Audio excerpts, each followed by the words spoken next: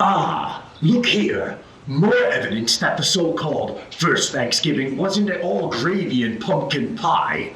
For instance, years later, the colonists held days of Thanksgiving, but they weren't for harvests.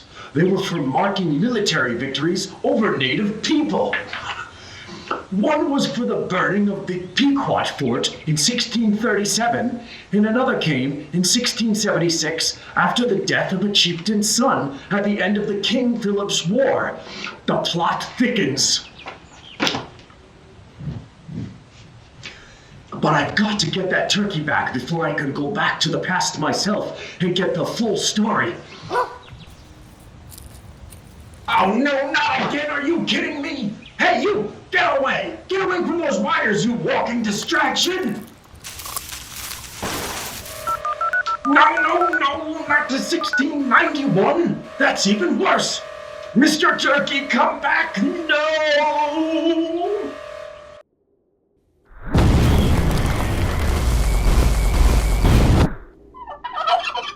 Turkey, my friend, is that you? Welcome to a time of loss, Turkey. The land and its people have endured much. The Wampanoag, who once shared their generosity, have been displaced, their voices quieted, and their traditions suppressed. The traditions of the heathens are no more than scattered sounds in the air.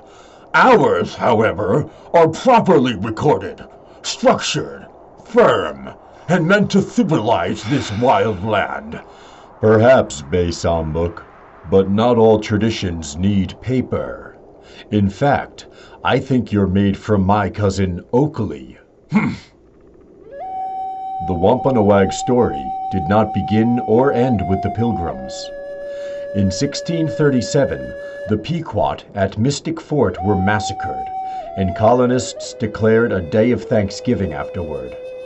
Years later, Metacom, who the settlers called King Philip, led his people in resistance, but he too was killed, and by 1676, the Wampanoag were forced from their lands. Yet even now they endure.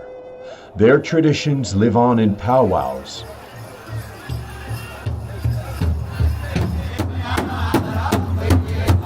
This is what a powwow is all about. Powwow meaning the gathering of the people.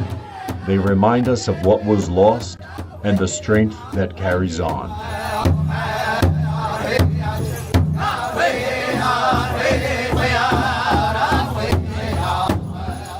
You come here, you share their songs, their dances, their food, their crafts, and their culture. And that's what a good powwow is about.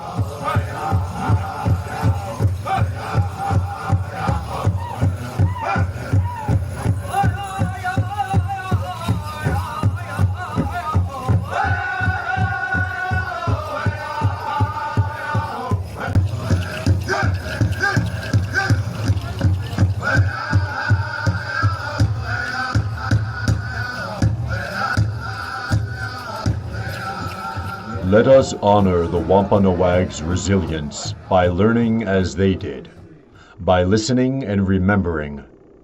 Can you echo the melody we once cherished? So I will sing you a song just so you can kind of see what kind of song would be used with the water drum. So this is a round dance first. Everyone's welcome to learn it, sing it, dance with. It's men and women, they can also dance. So it goes like this.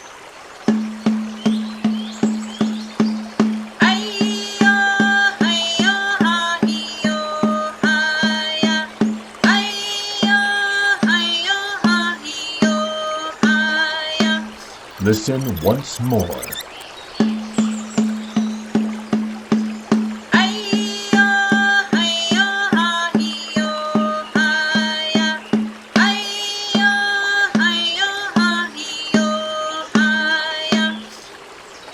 Now played on a flute.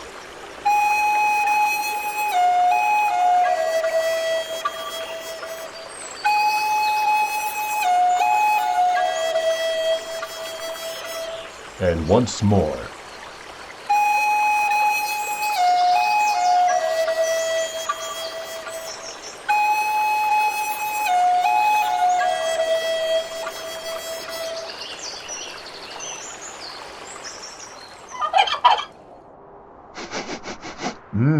So you're the one causing all this time travel ruckus.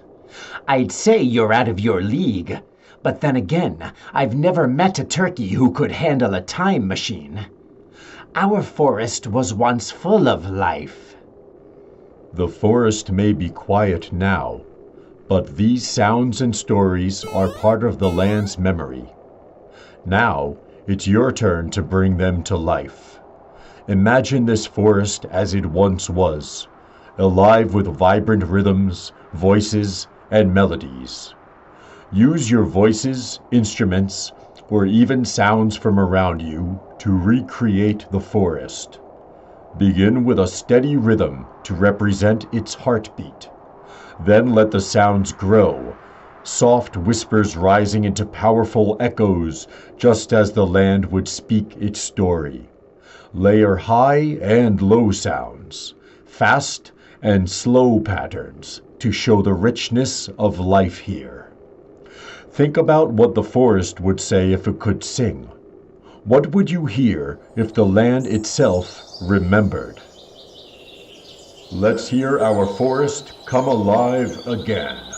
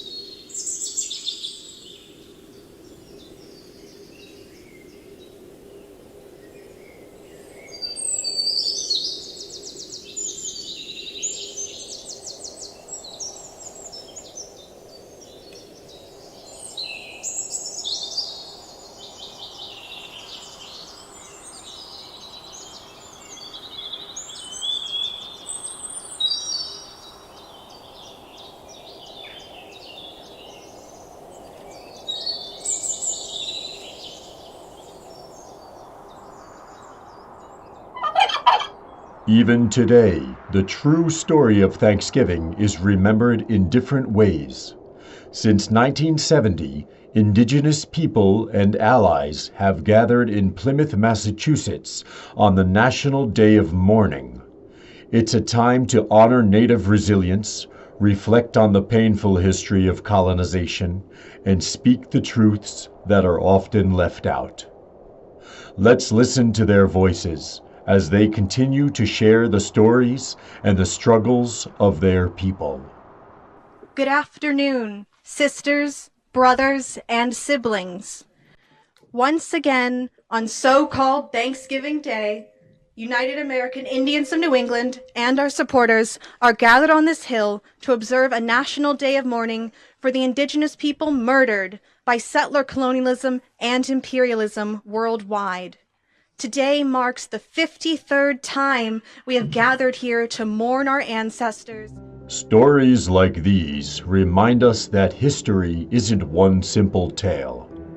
It's a web of voices, some loud, some quiet, all important. What will you do with this knowledge? How will you honor the stories we've shared? Now it's your turn to reflect. Think back to the thoughts and images you wrote at the start of this journey. How do they compare to what you've learned? Consider the voices you've heard the stories you've uncovered. What surprised you? What do you still have questions about? And most importantly, how will you carry these stories forward?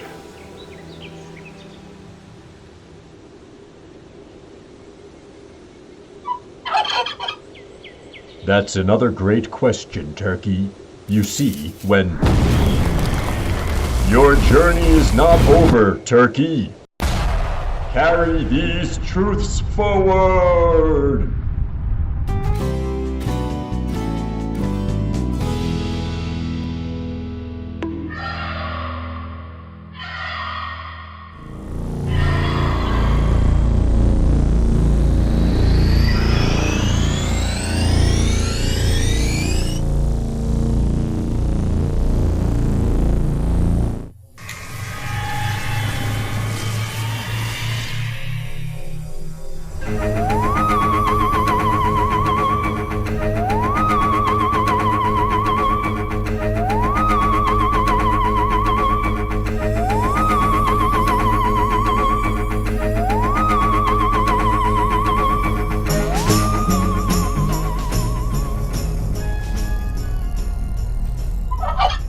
Turkey, this is the future.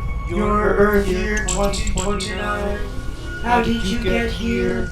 Actually, never mind. Look behind you.